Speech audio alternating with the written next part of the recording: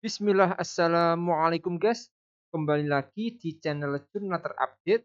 Oke guys, jadi ini semua masih menunggu putusan dari PT UN akankah mengabulkan gugatan dari PDIP agar Gibran selaku wakil presiden terpilih tidak dilantik.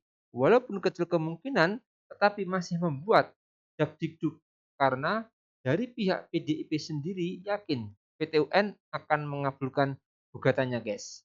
Jadi tak perlu berlama-lama, langsung saja kita simak video ini guys. Bismillah. Wakil Presiden terpilih dalam pemilihan umum tahun 2024. Oke.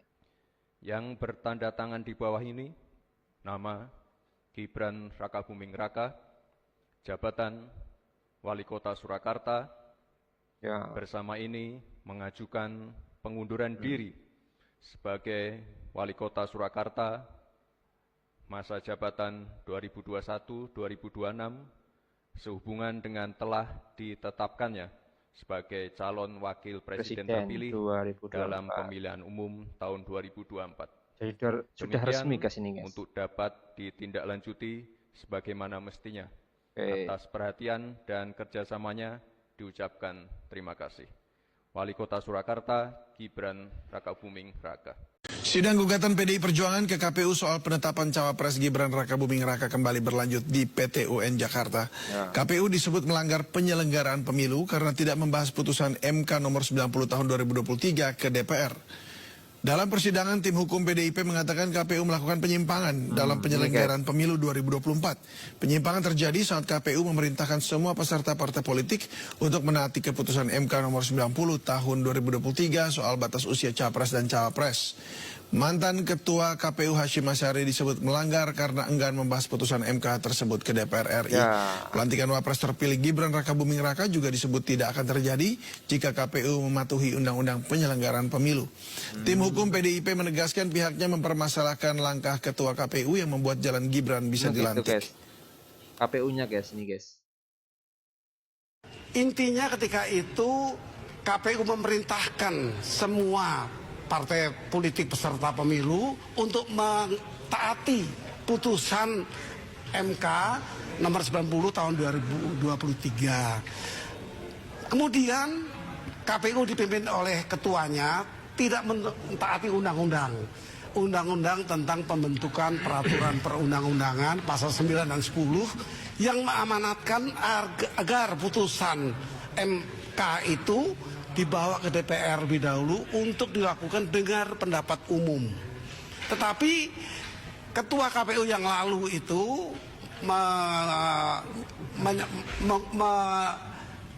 mengirimkan putusan itu atau permohonan untuk dipakai sebagai peraturan sah itu ke Menkumham.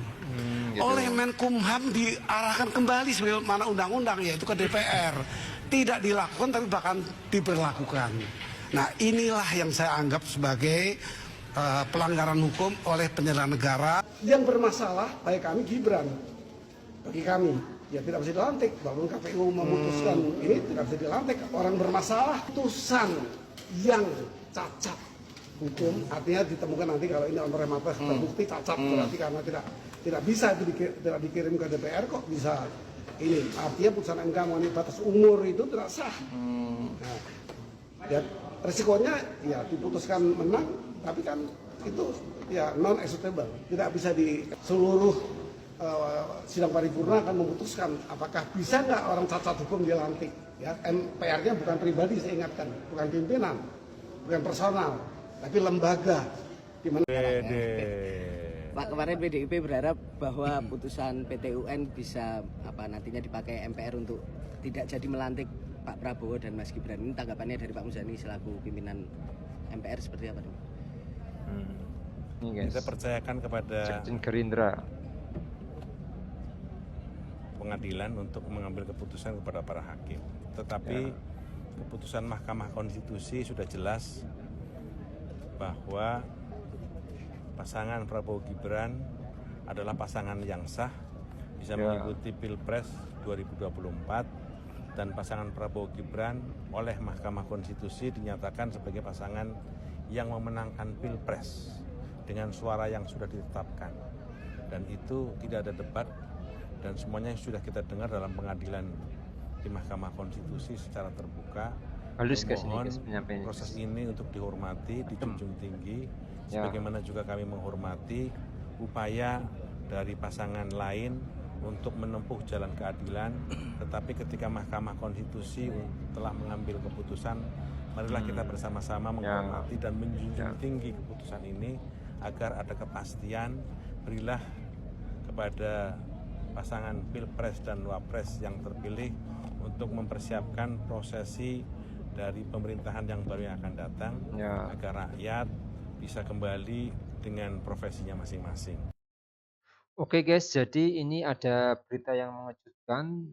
Memang usai Gibran mengundurkan secara resmi dari Wali Kota Solo, tim kuasa hukum PDIP mengatakan Wakil Presiden terpilih Gibran Rakabuming Raka berpotensi batal dilantik apabila gugatan pihaknya ke PT UN Jakarta dikabulkan walaupun kecil kemungkinan. PDIP menggugat KPU terkait dugaan melakukan perbuatan melawan hukum karena tetap menerima pendaftaran Gibran sebagai bakal cawapres di Pilpres 2024 lalu guys. Apabila penyelenggaraan pemilu tidak sah lantaran ditemukan cacat hukum karena KPU tidak konsultasi dengan DPR RI dulu, kata Gayus, maka putusan MK nomor 90 terkait syarat usia minimal capres-cawapres tidak bisa dieksekusi guys. Selain itu, Gayus turut menyinggung Undang-Undang Kekuasaan Kehakiman yang menyatakan bahwa putusan Hakim MA maupun MK tidak dapat dieksekusi apabila terdapat cacat hukum. Adapun Gayus menilai bahwa pelantikan Presiden dan Wakil Presiden pada Oktober 2024 mendatang hanya diikuti oleh Presiden terpilih Prabowo Subianto sebab pencalonan Pak Prabowo tidak cacat hukum guys. Gayus mengatakan MPR lah yang nantinya bakal mengambil keputusan terkait apakah orang yang cacat hukum bisa dilantik atau tidak. Dia juga turut menyebut keputusan MPR bukan merupakan sikap personal pimpinan namun lembaga. Jadi tentu ini guys yang membuat dakdikduk semua. Akankah PT UN itu mengabulkan gugatan dari PDIP atau tidak? Mungkin itu yang bisa saya uraikan untuk video kali ini. Bagaimana menurut kalian soal video ini? Tulis komentarnya di bawah ini ya guys ya. Saya izin pamit dulu.